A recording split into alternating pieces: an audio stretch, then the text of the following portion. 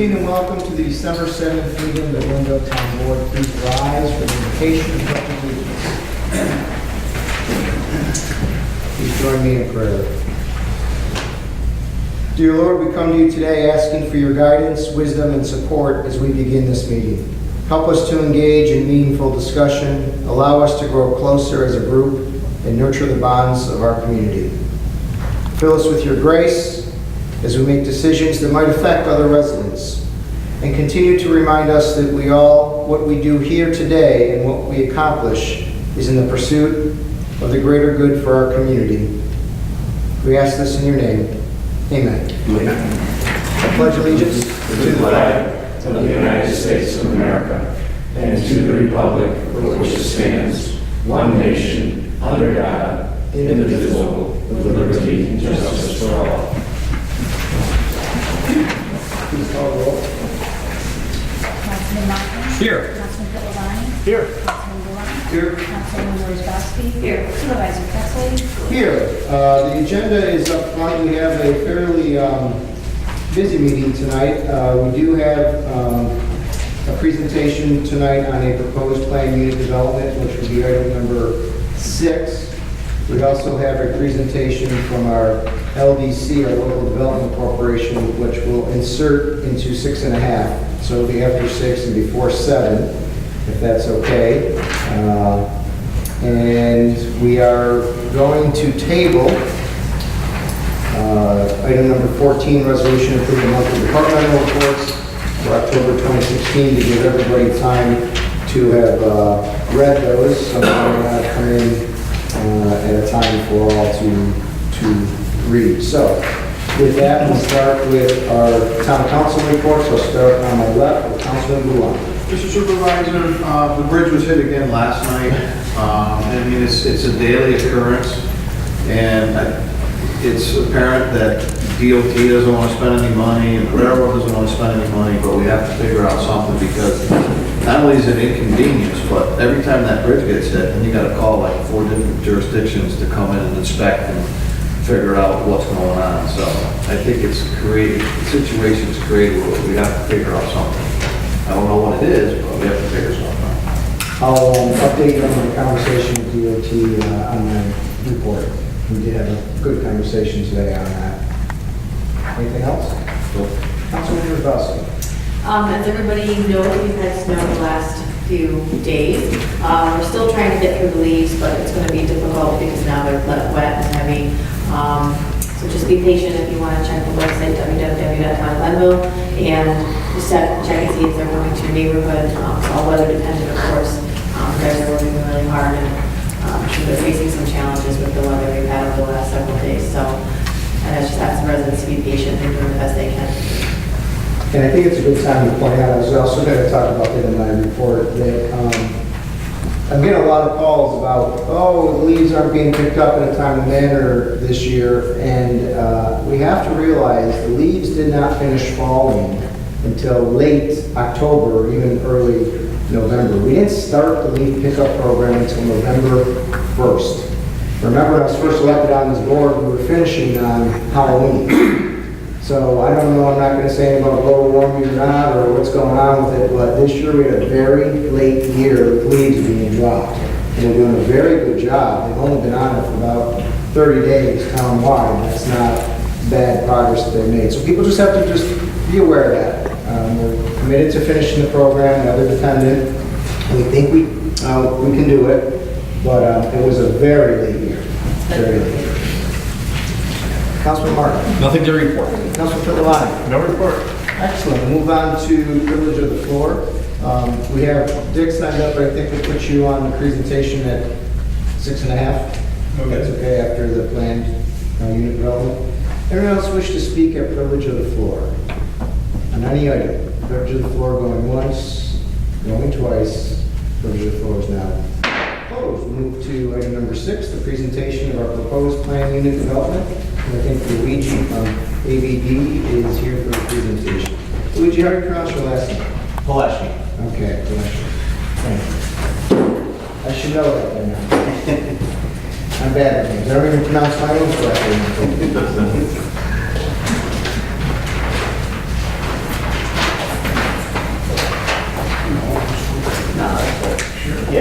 I'll go in and out with that.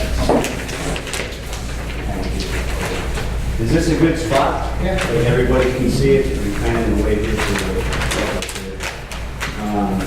Good evening, Luigi Colesci here with ABD Engineers, here on behalf of Blackbird One LLC, Paul Nichols and John Hadarowski, which Paul is here with me tonight. We're here for the project proposing a change of zone from general business to PDD. The project is located at 211 Saginaw Road. This is Saginaw Road and the intersection with Birch Parkway. It's bordered on the south by the Scotia Glenville High School, on the west by the Industrial Park, on the north, just on the other side of Birch Parkway, is two existing multifamily buildings. Each of those are 8 units, 2 stories, a total of 16 units there. Across the street on Saginaw Road, you've got car wash business, a gas station, and self-storage. The parcel is 6.6 acres. And what we're proposing is a mixed-use development. Again, requesting a change of zone to PDD. We're proposing a retail/restaurant, some sort of commercial end of things on the Saginaw side with 2 apartment units above. We have it set up with a potential drive-through. There is no tenant for the first floor yet, but we do have it set up with a drive-through, which is a worst-case scenario. And then off of Birch Parkway, we're designing or proposing 8-unit apartment buildings or multifamily buildings. They're 2 stories in height. I've got the renderings are over here of what the proposed multifamily building is going to look like here. And then this is the proposal on the retail with 2 apartment units above. It's a very well-designed building. And we've got 5 multifamily units designed in this area here, which will all overlook a courtyard area, and then 3 additional 8-unit buildings along the perimeter adjoining the school district. The project will also have detached garages, parking, sufficient parking all the way around the site. We're at about 200 parking spaces, including garages and outside parking, which is well sufficient, about 2 to 2.5 cars per unit. There is sewer and water available at the site. Water begins here. We would, extend the water main and make a loop from Birch Parkway all the way to Saginaw Road, and the sewer is available at Saginaw Road. Due to the elevation of the project, it's a pretty flat site. We are proposing a private grinder pump station. That grinder pump will then connect into the Village of Scotia's sewer system. Stormwater, we have, pretty well designed right now. The soils on site are really good sand, which allow infiltration, so no off-site discharge proposed. Everything will be collected by piping and, directed to a couple of the stormwater management areas on the site. Those will be grass, temporary water, but the rest will be infiltrative, so it'll remain dry for the, when it's not raining. So obviously, we'll be in compliance with all the DEC stormwater regulations. We're requesting this change of zone. As I mentioned earlier, we feel that it fits in the neighborhood here. You've got the existing multifamily dwelling units directly across the street here, and it sort of provides a good buffer between, being next to a school and the industrial park. Luigi, I just have a question for you. Sure. On the retail, we had a conversation when we first looked at this, and my concern has always been, folks say, yeah, we're going to do a mixed use, they build a multifamily, and the retail never comes. what efforts have you made so far to secure retail? You know, how likely is this, honestly? Yeah, I mean, to be honest with you, when you have the 66 apartment units, you need the people to support the retail. If this becomes something like a Dunkin' Donuts, right? We've provided good pedestrian flow to allow the residential use to occupy this retail. We don't have any tenant yet, but, you know, we had agreed that we would put a retail building up there and have 2 apartment units above it so that, you know, we can, you know, market that retail space and make the whole project viable. So it hasn't been marketed yet. It hasn't been marketed yet. We're hoping that we get some sort of guidance from this board and the planning board, you know, to move forward. But, you know, really the retail is going to be driven on, you know, the density of the multifamily. Luigi, if I could just... Yes. Mind if I weigh in? Sure, please. So I'm Paul Nichols, planning code developer of the site. I just wanted to mention with that retail, we are willing, however, to build it on spec. So we're not holding back and just doing the apartments and hoping and wishing. So the idea would be to build the retail facility, build the building on spec, and actively solicit some commercial tenants for it. So that would be upfront as part of the first? Absolutely. Are you proposing any phasing with the project? It would be, go ahead. I was going to say this, you know, as promised, this would be built first. Okay. And then, you know, we wouldn't obviously build all 8 of these buildings. You would start with the buildings up front, all the infrastructure, things like that. So as far as phasing, you know, this would be first in parallel with, you know, starting to work with here. We're not proposing like you see on a subdivision where these many lots are going to be built in phase 1, this many in phase 2 or 3. This is, in, you know, our eyes, a phase 1 project. We'll build this, build the first 8-unit building, and keep building them as, you know, they rent out. And just so you know, when these were built, these were leased like that. So the demand is here for this type of use. With the business park in the high school, I would imagine you can get a retailer, a food, and Dunkin' Donuts you mentioned seems to be a perfect fit. Right. But that leads me to the question in the PUD, Jim, you probably can answer as best. What's the zoning restriction on what can go in there? Well, we would have our latitude. We could set the use schedule specifically for this district. So whatever we want to limit that to, well, like a restaurant or something like that, or a range, we could specify. So it's like we're writing a new district with consideration of this proposal. Which I don't think would be too limiting, but I do want to suggest we probably want to think about the use and not maybe do a disparage or anything, but a tattoo parlor or vape shop. Yeah, I think we do have to look at that. We can tie it down pretty well. My question is, did you do any traffic analysis? We haven't. We're right at that threshold of, you know, that 100 cars for the peak hour. And that is something that we can consider. That intersection at Birch there's the high school and when middle school traffic goes into that intersection twice a day is kind of a nightmare. Mhm. That whole, where all the other side streets come in, and we really have to be looked at. And my concern is with something with a drive-through, now you're going to even add to that traffic even more in an already congested number of intersections that are there. Those are two of my main concerns. Yeah, the way we had set up the drive-through, and again, it's just on spec right now.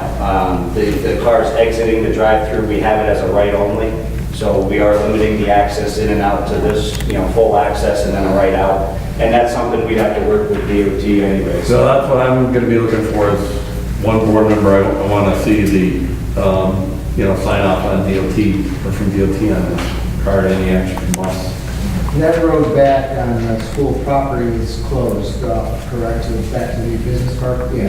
No, No, that's not that's closed. open, they use that. For cars? That's how you exit That's how out you of the high exit the school. parking lot from the high school. To this project, you mean, or? No, no. I thought they closed it. No, it's not closed. No, the school is one way going in there. You exit the school by going out to Corporation Park and then back around like Gina is saying. So the high school traffic and then the middle school traffic comes out to San Diego, then the bus traffic all comes out on Birch to Sacandaga, go back north on Sac to the, And that school, right there, that school property, that asphalt. Yeah, the property line is right here. Everything on the south end of this red line is the school property. Well, the good news is you have no neighbors really to contend with. Which is nice. What's your anticipated, target rent, We'd like to start, I'm sorry, monthly rent? for the monthly apartment? rent, that's something Paul can answer. Yeah, so I can address that quickly. So we're looking at the property really as what I would say is a workforce housing specifically to the town, in so much as one bedrooms would start at roughly $1,075 to $1,100. And we have 2 bedrooms around that $1,200, $1,300 range, and we would have a few 3-bedroom units, I think, which would be about $1,500. Relative to a lot of the new luxury complexes you see in the community, they're typically even $400 to $500 more per month per unit than I just described. So we're looking at this really targeting in the area a lot of your teachers, your firefighters, your municipal workers, and people like that. So that's our target demographic, and those are the rents that we see. Anybody know what the sewage rates are gonna be? Because it's 360,000 gallons a month. That's gonna be a pretty good revenue stream for the village. I don't know the rate for sewage out there for the village. Yeah, village. Well, it's going to be particularly expensive because it's going to be out of the village rate. So it's a revenue stream. It's a big revenue stream. For the village, yeah. Coming from the business aspect. Yeah. Our water though, right? Town water. Town water, yep.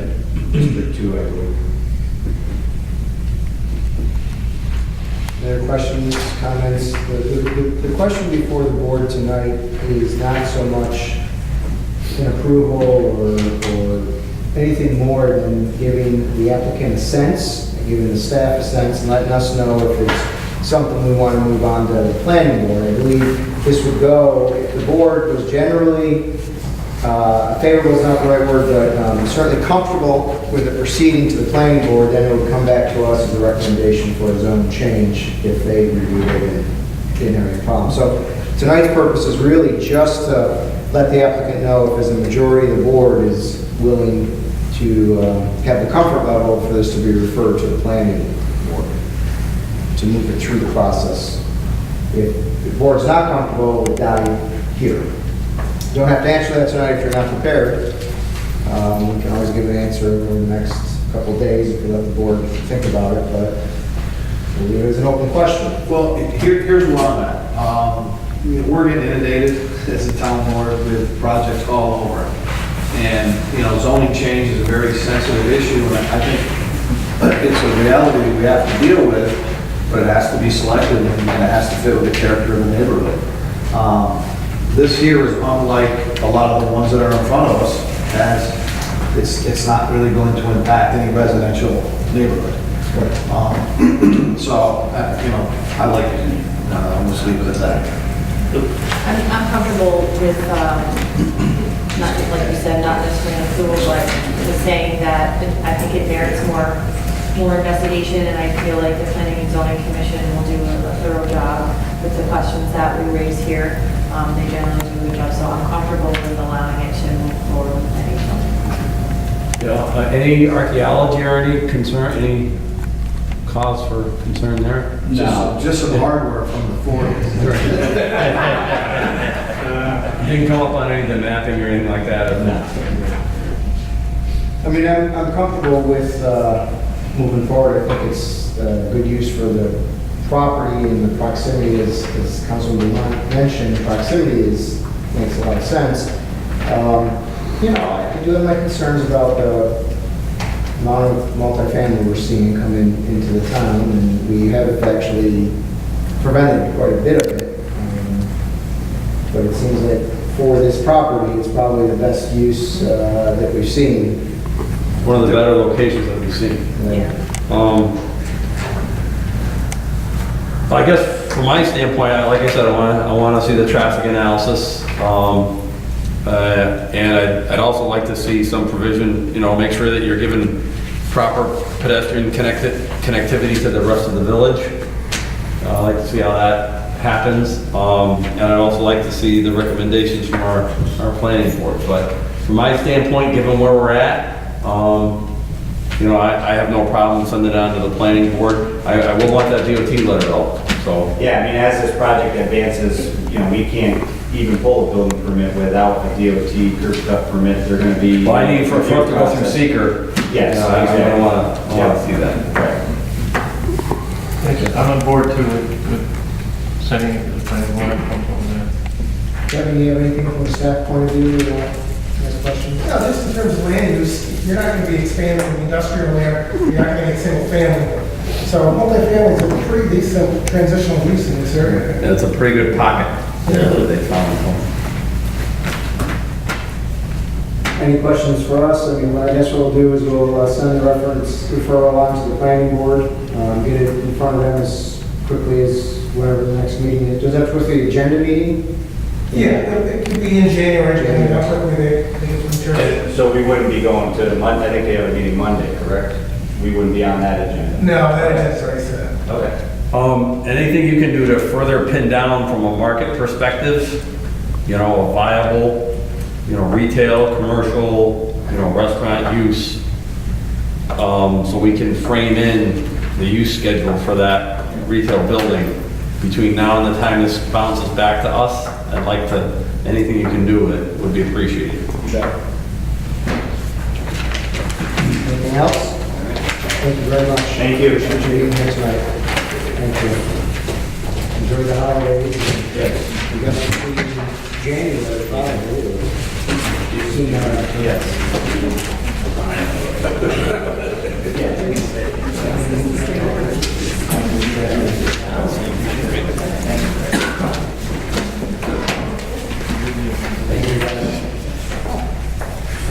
The next item will put the presentation from the Local Development Corporation. Richard Eustace, Chairman. Esteemed. Extraordinaire. And pleased to be able to do this. Periodically, we report back to the town on what we've been up to with the Local Development Corporation. Since they were kind enough to give us $500,000 to go and sprinkle around the town, we think we all will update on what we've done with it. So right now, the current financial condition as of October 31st, we have two loan balances, one in the First National Bank of Scotia, which is roughly $80,000, one in the Berkshire Bank, which is $114,000. And we have an unrestricted account, which is where the repayment account comes back to us from the loans, and that has roughly $59,000 in it right now. So our total loan receivables right now are $276,000. All the loans are current. The loans that we made so far are for the Riverstone Manor, for the Thrive Chiropractic, for the Carousel Equestrian Boutique, which is right across the street, and the Glass Tavern. All the loans are current, and they are all meeting their employment goals, which is a key criteria for us. These are HUD funds that we're lending, and so we have to demonstrate they're producing the employment that they said they would. The liabilities and equity section, our liabilities are $403,000, which is predominantly the money that we got from the town to start the fund. And we have a retained earnings account of $127,000 right now. Our 2017 operating budget anticipates an income of about $15,000. Operating expenses are roughly $14,000, so there's a slight profit of $1,422. Do it right. The 2016 actual profit is estimated to be $2,000. The New York State financial requirements, which I will tell you are pretty strenuous, are all current for the year 2014. Additionally, we retained a bookkeeper in December of 2015, and our financial reporting has improved greatly since then. That's also a function of our esteemed treasurer, Tracy Conley, who was here with me and who has instituted a number of very good controls on our books and our records.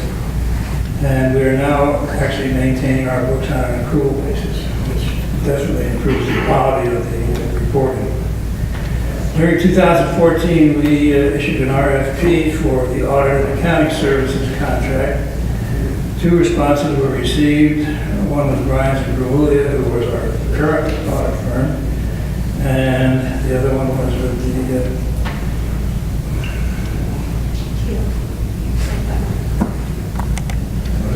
Teal?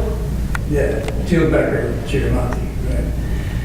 The Ryan's Camellia firm, our current firm, was retained. And the fee structure for 2016 is going to be substantially less than what we had last year. Our 2017 fee will be $4,700.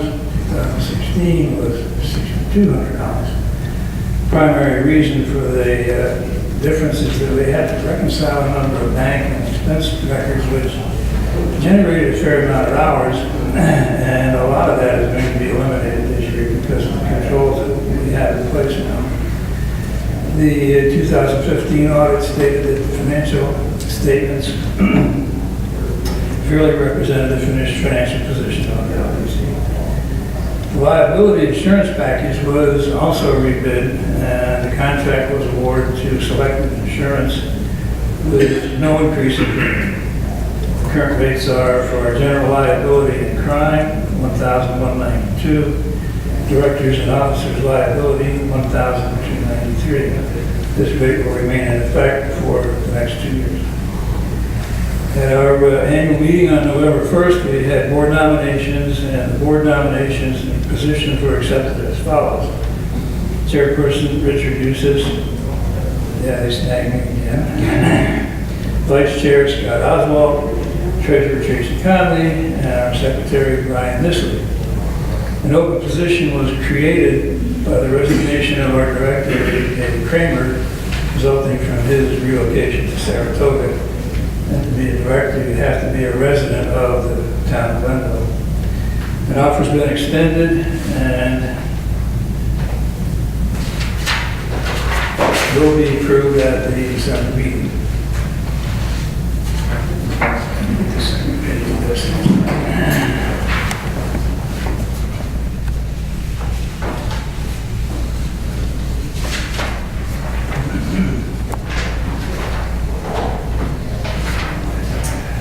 The LDC extends our sincere appreciation to Dave Kramer, who many of you know, and he's been active on the LDC either as a director or on committees for the past 4 years.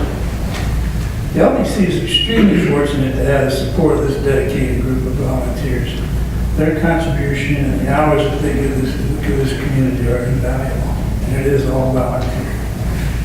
An initiative was started this year to meet with the senior loan officers of local banks to acquaint them with a new program that we designed to encourage local businesses to participate in the small loan availability that we have.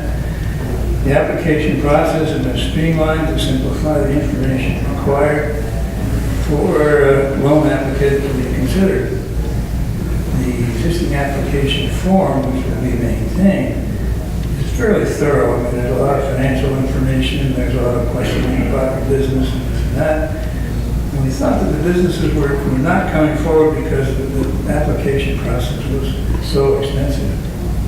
So we designed a sort of a streamlined checklist of 7 items that if they can submit those successfully, we'll move forward to an application process. The reception from the banks that we've had, we visited 4 of them now, locally, and they've all been very receptive to the idea of producing a designated small loan streamlined process. Another benefit is that we could jointly package loans with the local banks, and that would enable us to expand our loan program.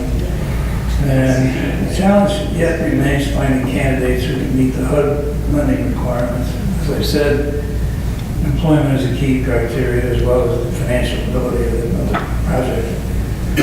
So we continue to struggle with that, but we're going to increase our marketing efforts in 2017 to attract some qualified candidates.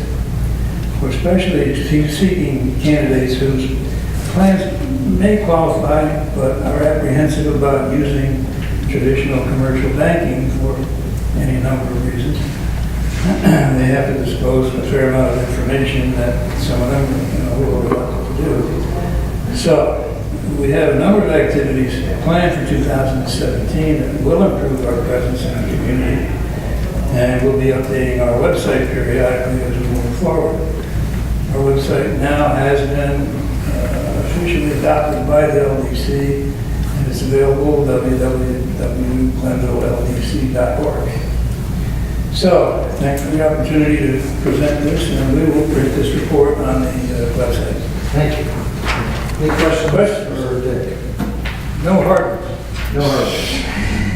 I just want to extend my appreciation to the group. Everybody knows that this is something near and dear to me. It's an organization that I came from, so to speak, and I think they do a great job. And the testament to that is the employment that they're creating, and all the applicants are hitting their marks, and the repayments are current. I think that's a testament to the fine and thorough job that's being done. I know it's never a guarantee, and this could change tomorrow, but right now it's working very well, and I really want to applaud the efforts of a very talented group of our town residents. I will It's pass a that good along group. to them. Ditto for all of us. Yeah. Well, as you're aware, that loan was originated with my company when we met our goals, and I'm glad to see that money is helping other businesses. I wasn't sure if I was allowed to mention that. It's good. Thank you, Dick. Okay, thank you. The next item on the agenda is the supervisor's comments to the board.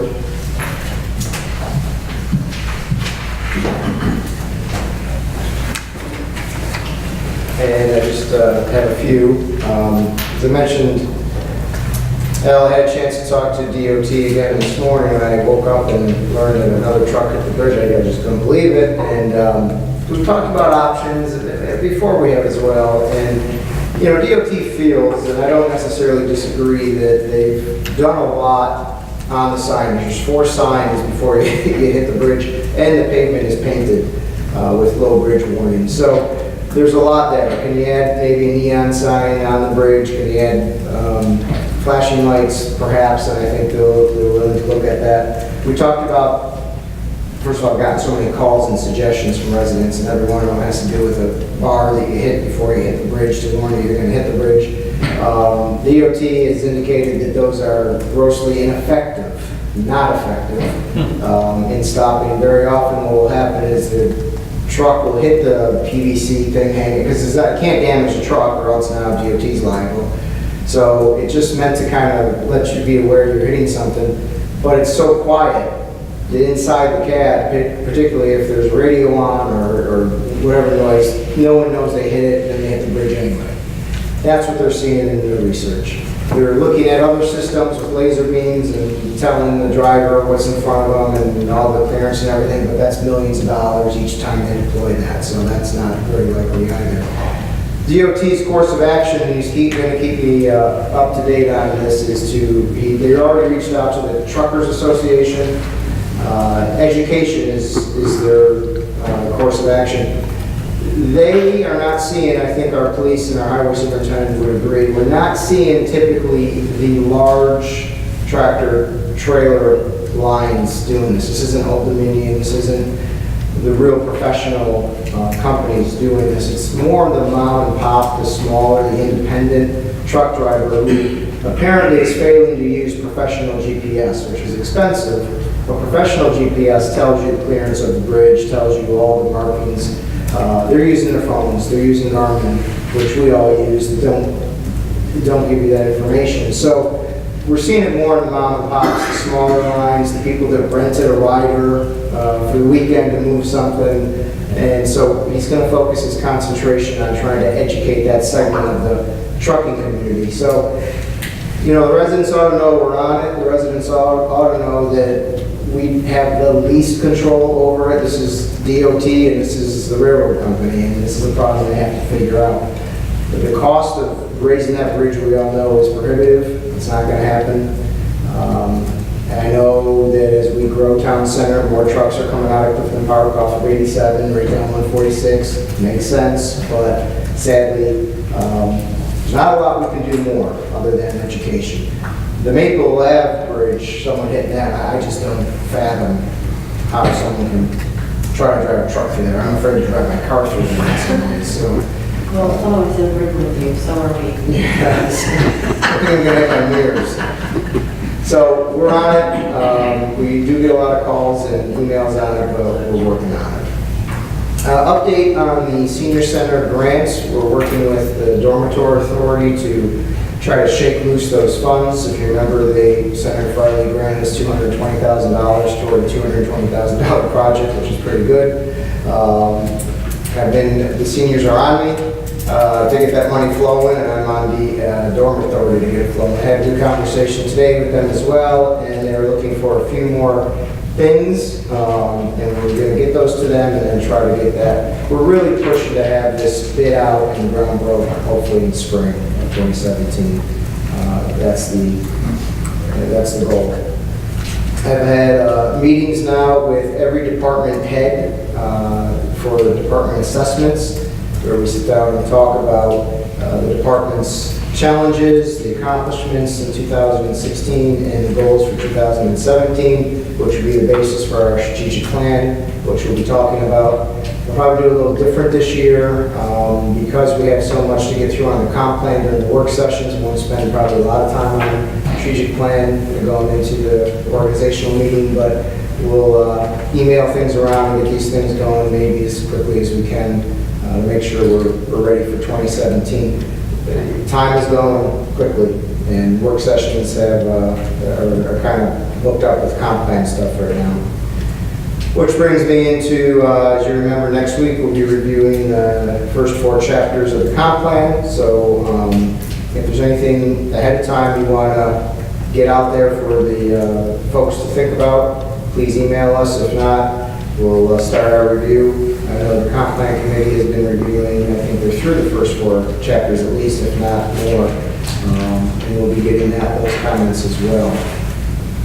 Had an opportunity this past weekend to attend a couple of good events here in our community regarding the holiday season. ESAM had Santa Claus fly in on a plane. We were able to greet him, gave him my list of things I want. One was taller bridges in the town of Glenville. The other was fewer mandates. And I think the last was to get these street lights done in time for the holidays, which we're still working on. We are slowly working on getting those lights up, but we're getting there. I did also just want to remind you, we are looking at volunteers for seats that are up in 2017 that we have to reappoint. There's a few vacancies coming up and a few changes in some of the committees. The department heads have been looking into those, and we'll have a slate of folks to look at for our organizational meeting into those seats. And then finally, 2 more quick things. One is I'm on the resolutions committee for the Association of Towns. We met the other day to put together our agenda for the 2017 legislative program. When we go to the state legislatures and lobby, I want to say I'm proud. Although Clifton Park got the credit, which is fine, they can get the credit, but I'm proud that the #1 resolution on their legislative program was to support the fund, the water, sewer, and stormwater infrastructure program we've talked about here.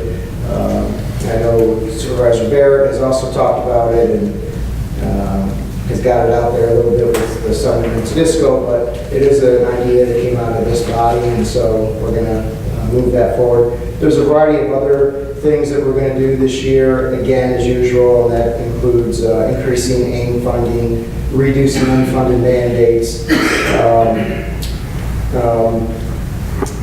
The agenda, the resolution I like is strengthen home rule, and also reform inequities in the property tax formula. So there's a variety of things we have on that agenda for this year.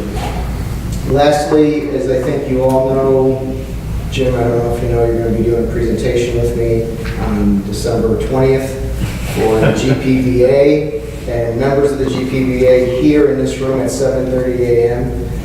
We went out with the comp plan to residents, but we really never went out to the business community with it. So the GPVA is going to sponsor a light breakfast here. You and I are billed as the presenters, so the 20th. Don't bring any eggs, you can throw it. Yeah. I have to work, I have someone who might want to come. So- Yeah, if you know businesses that want to come, please spread the word. December 20th, 7:30. I mean, it's for anybody, really, but GPVA is sponsoring for business folks and professionals that are here in the town.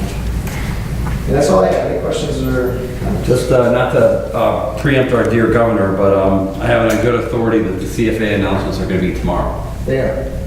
I was invited. I refused to go. So we'll see. Is that? Yeah, I'm not part of the dog and pony show anymore. I went past. It's good that you were invited, though. It's a good It's sign for our good, application. good sign. Good sign. You never get an invite if you're not going to be funded. Yeah, I've gotten an invite a couple years in a row, we got funded a couple years in a row, so, yeah, Good. it is tomorrow. So we should know, something, on one of our many applications. Don't spend all the money, because I hear a water drip over here. It's not good. You're gonna get water? Yeah. Always have our judges' chambers. It's all flooded in there. Everything? There. All right, back to the agenda. We'll go to Resolution 8, reappointing Francis Murphy to the Board of Assessment Review. Do I have a motion? So moved. A second. Moved in second. Any discussion? Mr. Supervisor, Francis Murphy's term on the Board of Assessment Review recently expired and he has requested to be reappointed. Be it resolved that Francis Murphy, 1734 North Road, Amsterdam, New York, 12010, is hereby reappointed to the Town of Glenville's Board of Assessment Review for a term of 5 years, according to the Chapter 193 of the Real Property Tax Law of 1986, commencing October 1st, 2016, and expiring September 30th, 2021. The Board of Assessment Review members be compensated as follows: $100 per day for grievance day and $25 per person per hour for sessions following grievance day. Any questions or comments? Seeing none, please report the vote. Councilman Martin? Yes. Councilman Tetlavani? Yes. Councilman Luan? Yes. Councilwoman Wozzachowski? Yes. Supervisor Pettsley? Yes, resolution passes. Next, resolution 9, a resolution extending a moratorium on projects in research, development, and technology zones. Do I have a motion? I'll move it. A second. I'll second. Moved in second. Any discussion? Yes, this is actually a resolution to schedule a public hearing on the aforementioned moratorium. This is the first of a series of 4 that we're entertaining tonight. These are in keeping with a prior moratorium that we've had in place while we're doing our comprehensive plan update.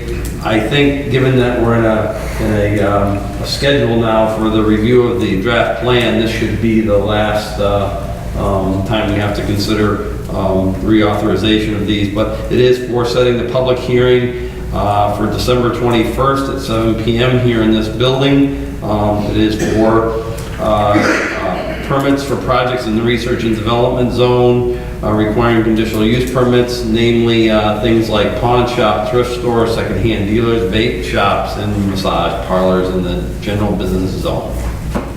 Thank you. Any questions or comments? Seeing none, please report the vote. Councilman Martin? Yes. Councilman Tetlavani? Yes. Councilman Luan? Yes. Councilwoman Wozzachowski? Yes. Supervisor Pettsley? Yes, resolution passes. Next, resolution 10, scheduling a public hearing to consider the extension of a temporary moratorium on projects in rural residential and agricultural zones. Do you have a motion? I'll move it. A second. I'll second. Moving second. Any discussion? Just quickly, again, that is for, again, the same evening, Wednesday, December 21st, here in this room at 7 p.m. Seeing no other comments, please report the vote. Councilman Martin? Yes. Councilman Tetlavani? Yes. Councilman Luan? Yes. Councilwoman Wozzachowski? Yes. Supervisor Pettsley? Yes, resolution passes. Next, resolution 11, scheduling a public hearing to consider a proposed local law enforcing a temporary moratorium on multifamily projects. Do I have a motion? I'll move it. A second. I'll second. Moved in second. Any discussion? Now, if I'm not mistaken, this is a new moratorium. But it is as stated, as a temporary moratorium on permits for multifamily projects in the multifamily residential zone. The primary reason being until, again, we get our comprehensive plan updated. Any questions or comments? Seeing none, please let the vote. Councilman Martin? Yes. Councilman Pittlebaum? Yes. Councilman Yula? Yes. Councilwoman Wozzachowski? Yes. Supervisor Pettsley? Yes, resolution passes. Next, resolution 12, scheduling a public hearing. We have another one. To consider comments on proposed local law to amend 270-44A of our zoning law. Do I have a motion? I'll move it. Second. I'll second. Moved in second. Any discussion?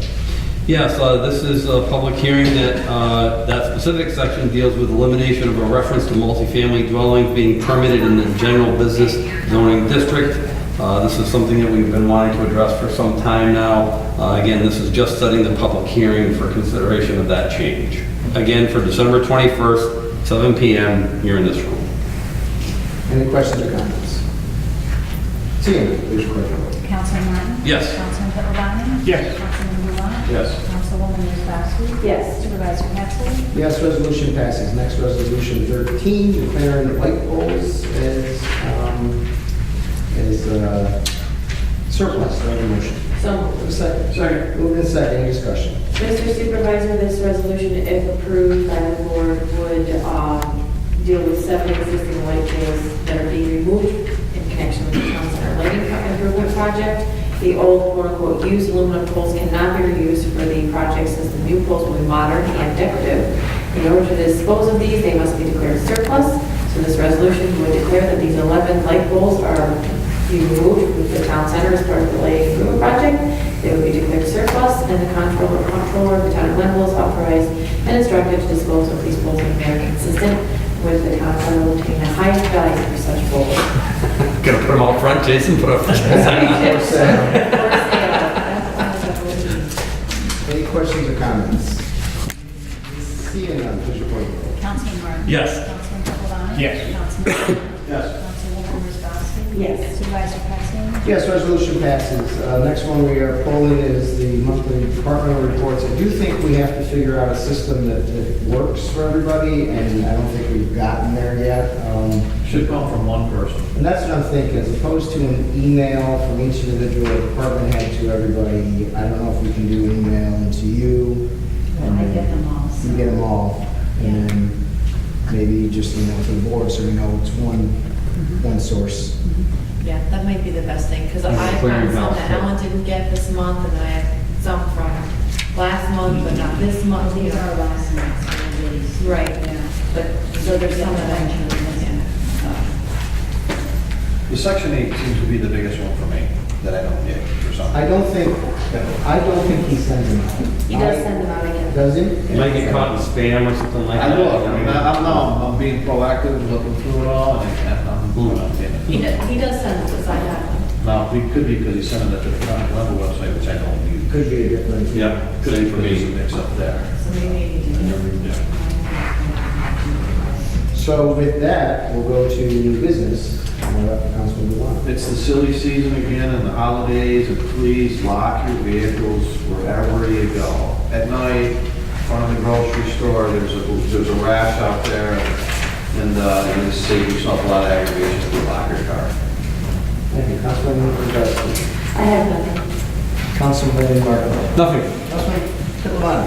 I would just like to add that you neglected to mention that you were at the cruising on the holiday on the Avenue event Sunday.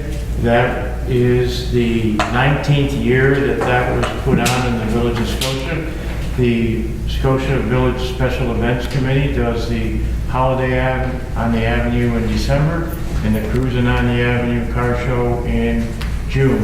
And it's a fantastic event that they have there. And I did see that you were there. I was there. Yep. So I just wanted to. I didn't mention it with my ESAN? No, you didn't. No. I saw You something. said it might have been in your notes. Oh, yes, I was there. It was a great. Yeah, one. I missed the political picture with everybody, but I was there.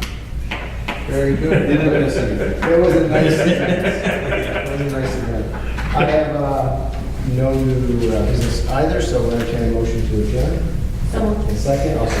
All in favor? Aye. Opposed? Adjourned.